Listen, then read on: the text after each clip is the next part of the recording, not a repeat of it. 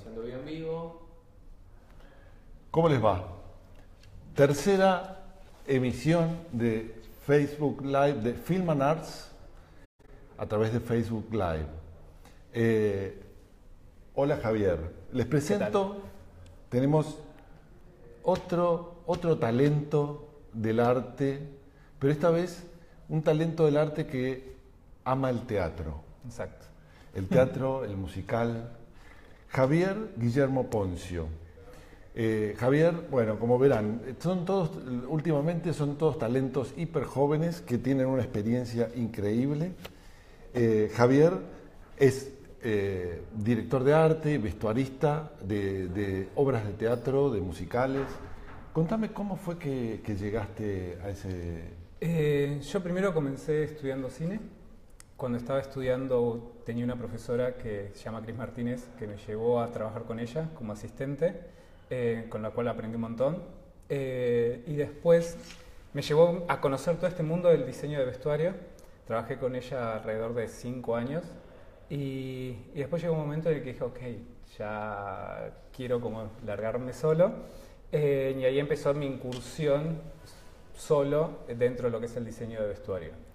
Pero yo era un bicho principalmente de cine. Claro. O sea, amaba el cine, mi intención era estudiar cine, ser director de cine, pero me encontré con un universo que al principio me fascinó y me sigue fascinando, que es el diseño, tanto de escenografía como de vestuario. Ah, mira qué bueno. Y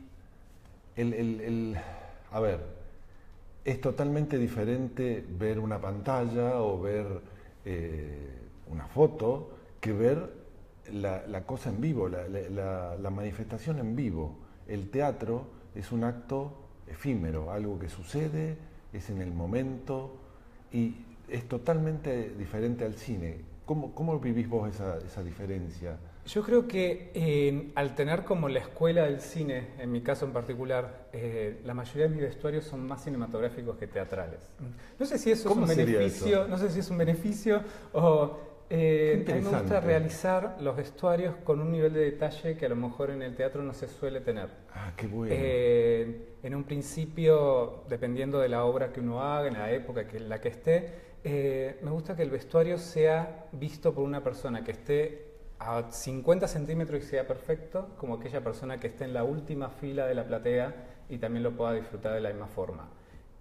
Cosa que a veces en el teatro no sucede, donde la realización a lo mejor como si tenés un ensamble de 50 personas, a ese ensamble no le pones tanto detalle, claro.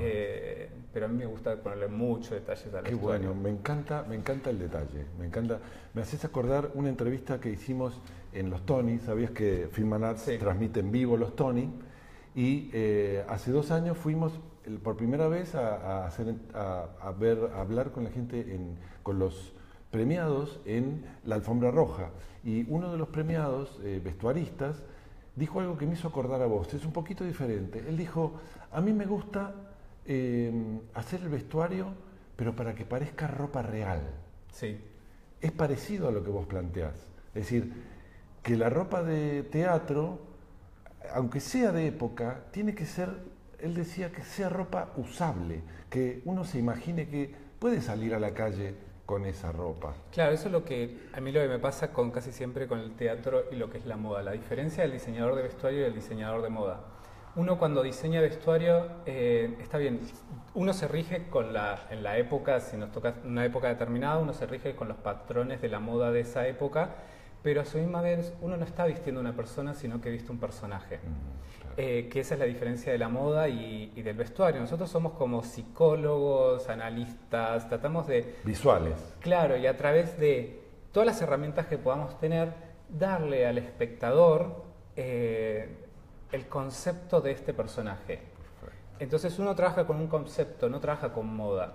Por eso la utilización de texturas, la utilización de colores, que eso te lleve y te remite a lo que pueda sentir el personaje, lo que pueda vivir, lo que pueda, si está sufriendo o no. Uno va a utilizar una tela que a lo mejor no utilizaría, los colores, también los fríos, los cálidos.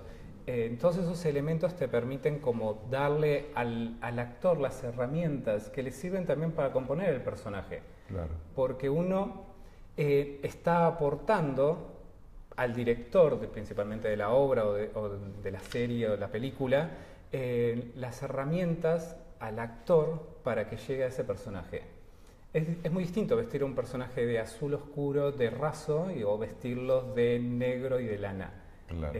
Lo que te transmite son sensaciones totalmente diferentes.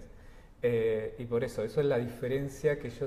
¿Cómo ha ido cambiando el estilo de vestuario, es decir, en el tiempo? Porque uno sabe cuando dice, bueno, esto es una película vieja, Sí. porque se filma de otra forma, la cámara era más estática, era en blanco y negro, por ejemplo, para exagerar el ejemplo. Pero, ¿cómo, en tu perspectiva, qué es algo que ya sería una forma de pensar el vestuario antigua? Yo creo que se definía, voy más que nada como al mainstream del cine, que es Estados Unidos, Hollywood en los años 40, donde uno tenía que, los diseñadores de esa época tenían que lidiar con las divas de la época también, tanto divas y divos de su época. En donde, por ejemplo, en el caso de Eddie Head, que fue una gran diseñadora de vestuario de cine, que es la mujer que más nominaciones al Oscar tiene, creo que alrededor de 40 tiene ellas nominaciones, tenía que lidiar con el factor de que estaba vistiendo a una diva.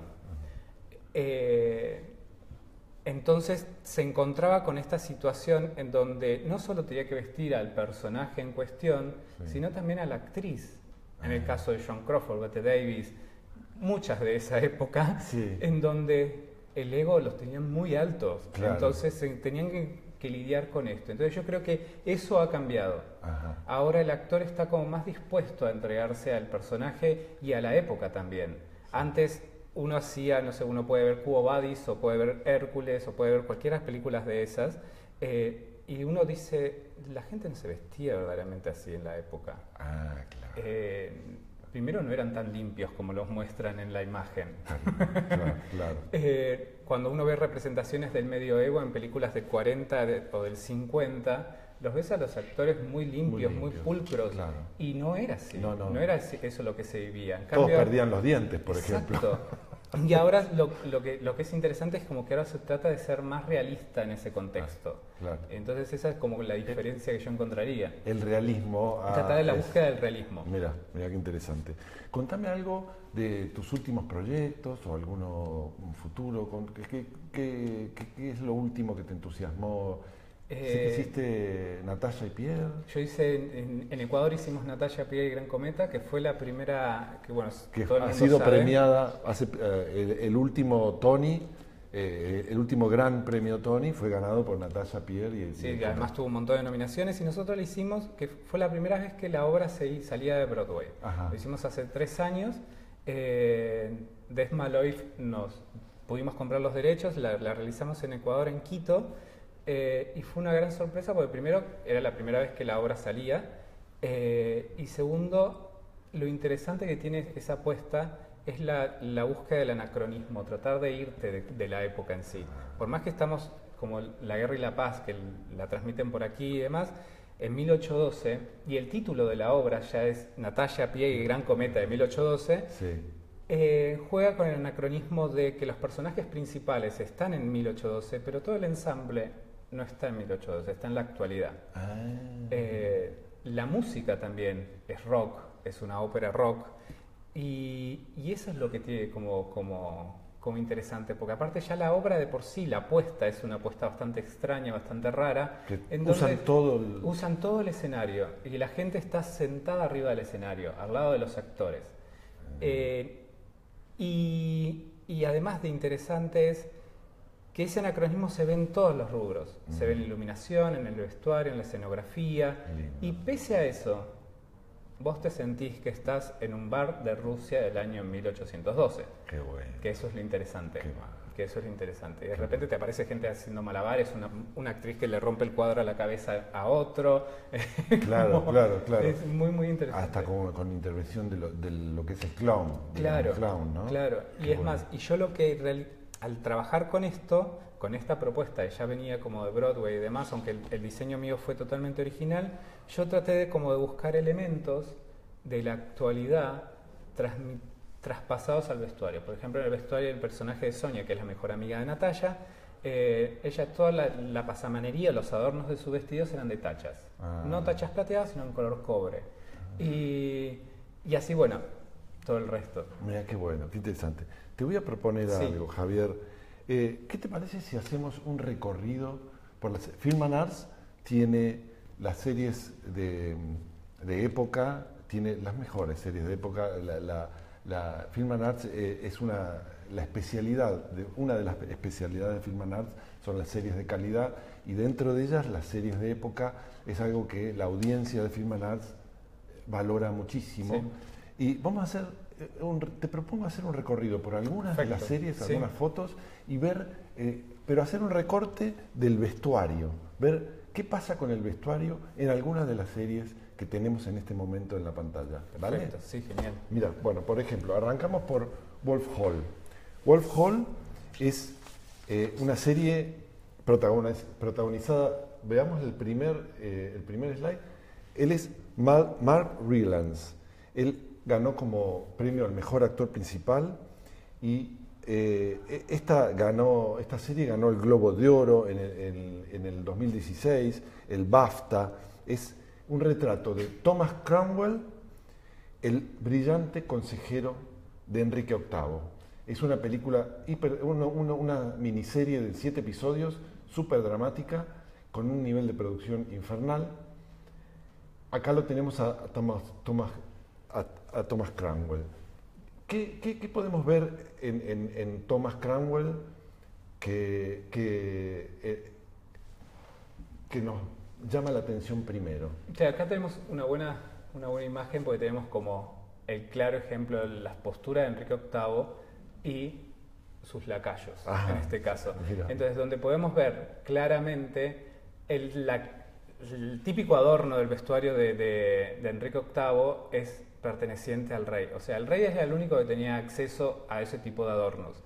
¿Por qué? Porque las telas bordadas de hilos de oro eran muy caras, y además no podían ser accesibles a todos. Y a diferencia, también podemos ver la diferencia en las pieles que utiliza, la piel que utiliza Enrique VIII y la piel que utiliza Cromwell también.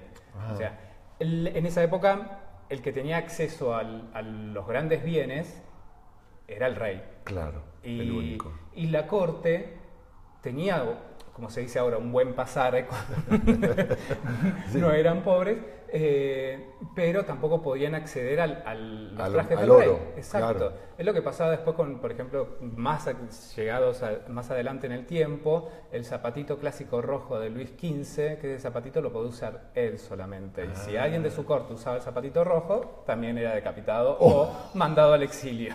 Dios mío. Y es más, hay el cuadro típico de Enrique VIII, que todo el mundo lo reconoce y lo recuerda, ve que está completamente rodeado de joyas. Claro. Que las joyas eran solamente... Las joyas y el oro son del rey solamente, de la realeza. De la realeza. Seguro. Acá lo vemos a Damian Lewis haciendo Enrique VIII una personificación increíble, una actuación. Sí, aparte tenemos la etapa del esbelto Enrique VIII. Claro. Porque sabemos que todo después termina... muriendo gordo, con problemas de gota, postrado por mucho tiempo en la cama. Es más, se cuenta como anécdotas de cuando él murió, y antes de ser velado, tuvieron que desprender de su cuerpo la camisa que tenía puesta, la camisola, producto de las escaras de tanto tiempo estar recostado en la cama. Claro. Y convengamos que en esa época tampoco la higiene era una materia de... Claro, ni se sabía ni... Sí, Enrique VIII se bañó solamente para su coronación, en el caso de él, por ejemplo. Mirá qué interesante. Volvamos una atrás, porque estaban las mujeres. Acá tenemos Ana Bolena, María Bolena y Jane Seymour. Todas futuras esposas. Esta es la actual, en el momento de Thomas Cromwell. Es la actual esposa de Enrique VIII. Todas van a ser decapitadas. ¿Qué característica? Acá vemos lo mismo, digamos, sería los hilos de oro. Sí, además vemos el tipo de vestuario de la mujer, donde se ven doble triángulo, donde se produce el triángulo en el torso y el triángulo en la falda, que eso es muy típico de la época. Los escotes, ¿no? Sí, y el escote recto y que no generaba volumen en el busto. El busto casi siempre quedaba aplanado. El busto quedaba totalmente aplanado. Y hay sí. Y hay una cosa interesante que no se ve acá, que también se ve en la película La otra bolena, la de Scarlett Johansson y Natalie Portman, que es el clásico collar de bolena, que tiene la B con el lazo de terciopelo. A mí me parece como interesante que ella primero que era como su ícono de vestuario, y que después ella termina siendo decapitada. Claro, mira. Entonces como cubriendo, a mí me da la sensación como que ella ya de antemano cubría la cicatriz del decapitamiento. Sí, se la ve en algunas escenas a ella también usando eso. Actualmente las chicas le llaman choker. El choker. Choker, tremendo. Choker es el acogotamiento, ¿no? Es muy impresionante. Y después otra de las cosas que me interesan mucho de esta época y que se ve, por ejemplo, en el traje de Jane Seymour, es el acuchillado, que son estas mangas y que también se utilizaba mucho en el hombre. Que está como... Claro, que es la prenda como cortada y sale la prenda interior, tiene que como sobresalir de la prenda principal. El forro de atrás. Claro, el forro sale de la prenda principal. Que esa es una moda que proviene de una batalla que se produce entre el ejército de la Guardia Suiza y no me acuerdo, Carlos el Temerario, que era de Borgoña, donde el ejército de Carlos el Temerario pierde y la Guardia Suiza empieza a adornar y a remendar sus trajes con los trajes del ejército que perdió. Mira. Como el ejército alemán no tenía un traje determinado para usar, ellos empiezan a copiar esta moda del acuchillado. En realidad lo copia uno y empieza como a hacerse cada vez más llamativo, y es llevado a las cortes francesas e inglesas por la hermana de Enrique VIII, que era la esposa de Luis XII, de Luis XII, de Francia. Y entonces, eso es una cosa que fue una barbarie, una cosa completamente al azar, se transforma en moda en el Renacimiento. Fantástico. Y me parece como interesante porque después lo ves, uno en todas las pinturas de la época lo ve al acuchillado. Mira. Y es más, si lo ves en las representaciones shakespearianas, lo ves como... Claro. Y esa moda continúa casi 100 años. Qué lindo. Y algún día estoy seguro que va a volver. En algún modisto va a tomar esa idea y lo vamos a ver en la calle a esto. Sigamos adelante, avanzando a la próxima serie. Estas son imágenes del Wolf Hall, es una producción espectacular. Llegamos a La Guerra y la Paz, que estrenamos la semana pasada. Acá tenemos a Natalia, Pierre y el príncipe Andrei Volkonsky, Pierre Besukhov, Natalia Rostova y Andrei Volkonsky son los personajes, y es Paul Dano, Lily James y James Norton. Acá estamos en Rusia, la regencia. Vamos a ubicarnos un poquito en tiempo, hacemos rápido. Venimos de la Revolución Francesa. Francia en el Barroco y el Rococó tenía como el poderío de la moda. Todos los patrones de modas venían de la corte de ellos. Después de la Revolución Francesa se vuelve al neoclásico. A un estilo, con el descubrimiento de las ruinas de Pompeya, trae que las mujeres adopten este estilo neoclásico griego en su vestimenta. Si vemos la foto, ¿no? Si vemos en la foto anterior, donde está, acá como que se ven todos. El peinado, el vestido, todo remite a la escultura griega. Totalmente. Y el hombre adopta, y en el hombre es el surgimiento de una figura que después veremos como mucho más seguido, que es el surgimiento del caballero inglés y el dandy. Entonces, donde se cambia el bombacho por estos pantalones que son casi siempre de color claros, donde da la impresión de primero estilizar al hombre y la impresión de que tampoco no tuvieran pantalones. Por eso el color clarito. Y la figura, esta cosa de que lo vemos necesariamente parado de este porte, es por las costuras y la realización del vestuario, de la moda de esa época, donde lo obligaban al hombre a sacar pecho y a pararse recto, a la postura militar. que daba como el estilo de la postura militar. Qué bueno, qué bueno. Sigamos avanzando, a ver qué más encontramos.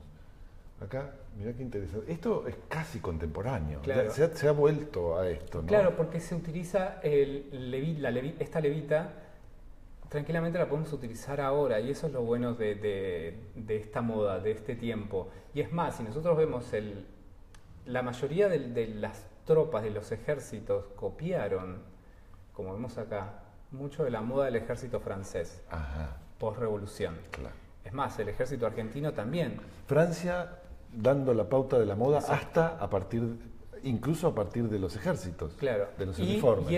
Y después lo pierde, la pauta de moda lo pierde en el siglo XIX, donde la época victoriana es la que marca y el podemos instinto de avanzar. moda. Creo que tenemos algo de la época victoriana ahora. Acá se ven muy lindos los peinados, los vestidos de las chicas, esta cosa que parecen estatuas griegas. Sí, total. Esa era la idea y la pauta como de la moda de la época. Qué fantástico. Sigamos avanzando. Claro, Y usaban estos trajes que eran eran trajes de muselina, pensemos que esto es Rusia. claro. Ellas estaban vestidas con traje de muselina de algodón. Carísimo sería, No, imposible. y además ¿no? frío. Frío. No te abrigaban. Claro, el frío de Rusia es Exacto. tremendo. Y pese a todo, vestían a la moda. Entonces, lo que agregaban eran los guantes. El guante también fue un implemento que se utilizó mucho en esta época, el guante largo, porque tenían la necesidad de abrigarse con algo. Claro. Entonces, era el guante, era la estola, el chal. Hay una influencia árabe, ¿no? Sí, en este caso en sí. Rusia, ¿no? Sí, en Rusia sí, algunos... claro. Rusia está muy cerca de Asia y muy cerca de todos estos personajes. Sigamos avanzando, a ver qué... Acá llegamos a la época victoriana. Bien. Después de lo que veníamos viendo antes, que es este surgimiento del neoclásico y demás, donde el corsé se había volado, las mujeres se despojaron del corsé, se despojaron de toda esa opresión que tenían del barroco y del rococó, acá la mujer vuelve a adoptar el corset. La mujer vuelve a adoptar el corset y la característica principal de esta época que eran lo que se llamaban las chicas Gibson. Las chicas Gibson viene el nombre de un ilustrador y artista que era Gibson, donde dibujaba a estas chicas y dibujaba como el emblema de la mujer de la época, que ya dejaba de ser esta señorita de adorno y empezaba a transformar en lo que sería la mujer después en el siglo XX. Pensemos que en esta época la mujer empezó a luchar por su derecho al voto en Inglaterra, la mujer empezaba a hacer actividad física, andaba a caballo, jugaba... De costado, ¿no? Exacto. Jugaba al cricket, jugaba al tenis. Entonces, para eso necesitaba como una mayor disposición y mayor cosas de vestuario. Claro. Esto se ve el cuerpo de la S, que es el clásico de la chica Gibson, donde el pecho La curva. Sí, la curva se marca en el pecho, se estrecha en la cintura y se pronuncia en la parte de la cola de la mujer. Qué genial. Sí. Y en el hombre, acá tenemos el surgimiento de la sastrería masculina. En esta época viene el surgimiento de la sastrería masculina, principalmente en Londres. En Londres había una calle donde se dedicaba exclusivamente a la confección de trajes de hombre. Que eso después, y también en esta época surge la alta costura. Los modistas que realizan prendas a pedido. Wow. Donde teníamos, no eran tiendas departamentales, sino que eran como locales en donde el modisto tenía diferentes opciones de vestidos para la mujer elegía y él se los confeccionaba, pero ya con un patrón determinado y como a tipo de catálogo. Claro. Era la elección de los vestidos. Obviamente el acceso que tenía la mujer no era cualquier mujer que tenía acceso a estos vestidos, sino que era la burguesía surgiente y que surge en esa época, que eran los magnates, los banqueros, el empresario, el petrolero, la alta burguesía. Todos producidos por la Revolución Industrial. Claro. Acá tenemos Reaper Street, todos los personajes. Y lo interesante el comisario, comisario que es Matthew, interpretado por Matthew McFadden, es el inspector Edmund Reed, y son sus los dos ayudantes o tenientes que lo ayudan. Es el comienzo, esta serie es muy interesante porque se llama Reaper Street porque es a partir de los asesinatos de Jack el Destripador, surge lo que es las primeras comisarías que tratan de empezar a imponer la ley. Es el comienzo de la ley y de imponer la fuerza policíaca. Es una serie fenomenal, ya vamos por la tercera temporada y vamos a estrenar próximamente la cuarta temporada. Aparte pensemos, ubiquémonos como en época de lo que era Londres, en esta época era una urbe apestada de gente, claro, en donde recién se estaban empezando a realizar primero el saneamiento del Támesis y recién se estaban empezando a hacer como las cloacas de la las ciudad. Las primeras cosas de higiene. Exacto. Y eso está bueno. Lo que se ve acá es el contraste del el pueblo, sí, con la gente que tiene como un acceso a estos bienes.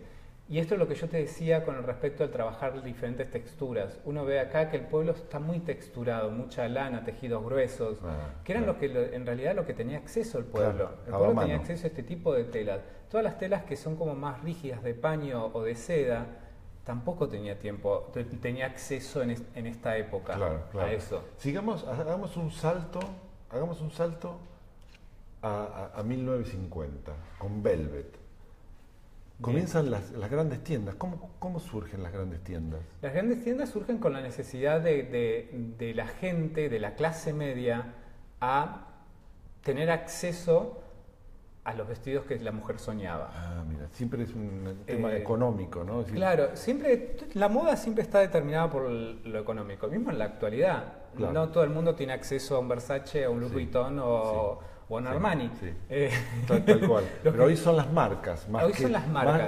Están un poquito más que todavía que los materiales en sí mismos. Pero también los tejidos, porque la seda natural que te usa Versace, Armani o estas firmas no es la misma seda que te usas, no sé, en alguna Zara o una tienda con más departamental. Claro. Entonces, pero sí lo que sí ayuda a las tiendas departamentales es que la clase media tenga acceso a estas prendas, donde la clase media pueda comprarse un vestido de seda, donde el hombre pueda tener la posibilidad de hacerse un traje a medida. ¿Por qué? Porque las prendas eran más económicas. O sea, al hacerse tipo como, no sé, se me ocurre la fábrica Ford, donde se hacen todos por etapas. Claro. Entonces, al producirse este sistema la producción en cadena, le permite se economiza y le permite a la clase media tener acceso a este tipo de prendas. Claro. Ahora sí, sigue siendo los modelos que crea esta tienda son para las mujeres de clase media alta. Clase media alta era en este momento, era clase media alta. Ahí la tenemos a Ana, el personaje de Ana, interpretado por Pablo Echevarría. Realmente es una serie fantástica, muy intensa. Y ahora saltemos a los 60. Vamos a Prime Suspect, Tennyson, 1970. Esta es la historia de una mujer policía, es la precuela de la famosa Prime Suspect protagonizada por Helen Mirren, pero acá en esta precuela vemos cómo fueron sus comienzos, los comienzos de una mujer en los 70 metida en una comisaría en Londres, que trata de llegar a ser teniente, a mandar, una cosa impensable. Claro, y lo que vi por imágenes y demás, lo que tiene interesante de la serie, el tratamiento que le da la diseñadora de vestuario al personaje de ella, es que su personaje es femenino. Claro. O sea, ¿qué quiere decir con esto? Que su personaje no viste pantalones en el momento que está en la acción. No. Se cuida, se maquilla. Como que necesariamente ya la mujer no tenía necesidad de ser la muñequita que estaba de adorno en la casa, sino que también puede ser una mujer bella, elegante y a su misma vez profesional. Claro. Ocupar un lugar que antes no sucedía. Claro. Y eso es lo lindo que tiene como esta serie. Bueno, y después el vestuario es claramente años 70. Se puede ver como más en esto fotos. Ha vuelto también, ¿no? Exacto. Es que en realidad la ropa del hombre tiene muy pocos cambios. Muy pocos, ¿no? Con el paso del tiempo.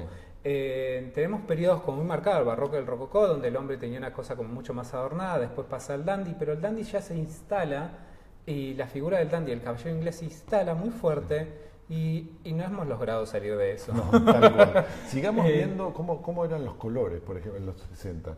Yo recuerdo de chico, recuerdo haber visto este tipo de diseños que también van volviendo a veces. También sí, claramente. Bueno, el look del maquillaje, el maquillaje del ojo como bien marcado. Claro, y aparte... Sí, sigamos avanzando. Mira. Bueno, a esto sí, acá ya tenemos como lo que decíamos, que el hombre siempre mantiene como un estilo, salvo este tipo de vanguardias que surgen los 70, los 80, bueno, donde tenemos el punk también, que ahí es una cosa como bastante rupturista. Esto es como la disco, ¿no? Claro, el disco, el glam rock, que son todos estos movimientos que van surgiendo y donde le da al hombre un lugar, pero casi siempre son adoptados por la juventud, no por la gente como más grande. Siempre son movimientos que lo adopta más el joven. Claro. Que el... Mira, qué bueno. Sí, aparte el contraste de colores, el rojo, el marrón con el azul, la estampa, la Liberty, que había sido como bastante fuerte en los años, en la Belle Époque, vuelve también en los 70. Sigamos avanzando. Hoy, Profesor T. Esta es una serie fantástica, comenzó este año, tenemos 2 temporadas. Él es un profesor de criminología belga, y yo quería mostrarte fotos de él nada más. ¿Cómo despensaron el vestuario para este personaje? Yo creo que si uno no la ve a la serie, ya viendo estas fotos, ya te marca como bastante cosas que... ¿Qué podrías decir de él? Primero, que es una persona obsesiva. Totalmente. ¿Por qué? Los guantes. Claro. Después el monocromo de su traje, que va de diferentes gamas de azules hasta en los cordones, tiene azul, y el zapato seguramente también debe ser azul. Y debe tener calzoncillos azules. Exacto, entonces eso ya te marca como, no solamente la postura, esta postura recta que tiene sentado en las sillas, además de del pañuelo que está cubriendo el asiento porque no se quiere apoyar en el asiento, ya te marca como la obsesión de él. Y con una persona que tiene algún toque bastante marcado. Sí. Tiene bacilofilia, que es miedo a las bacterias. Exacto. Absolutamente. Pero ya viéndolo en la imagen ya te marca eso. Bueno. Ya te marca como ese patrón. Bueno, acá esta es una de las escenas en las que él se imagina algo, porque lo interesante de esta serie es que te narra a 2 niveles. Narra lo que él ve y lo que él imagina, y a su vez en forma paralela lo que sucede realmente, y cómo él va resolviendo los crímenes a partir de esta capacidad que él tiene, y seguimos con el monocromo. Exacto. Bueno, Javier, realmente un placer, me encantó hacer este recorrido, y este recorrido por la historia del vestuario. La historia es uno de los artes, el vestuario es uno de los artes más fascinantes que pueden existir, y creo que nunca tuve la oportunidad de poder ver con alguien que sabe como vos hacer este recorrido. Gracias. Yo creo que lo deben haber disfrutado lo mismo que yo. Les agradezco mucho y bueno, seguimos, te esperamos otra vez. Cuando quieran. Volveremos a charlar. Cuando quieran. Muchísimas gracias. Gracias.